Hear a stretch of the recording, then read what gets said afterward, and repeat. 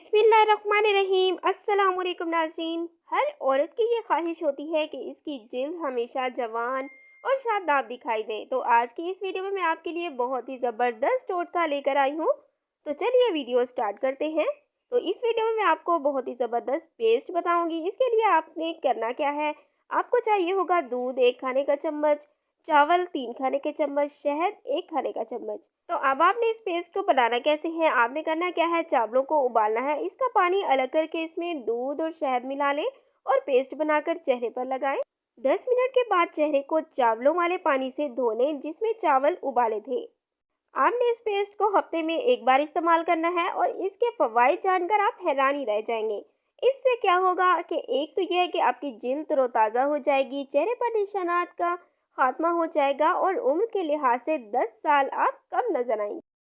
Thanks for watching. Please subscribe my channel health clinic.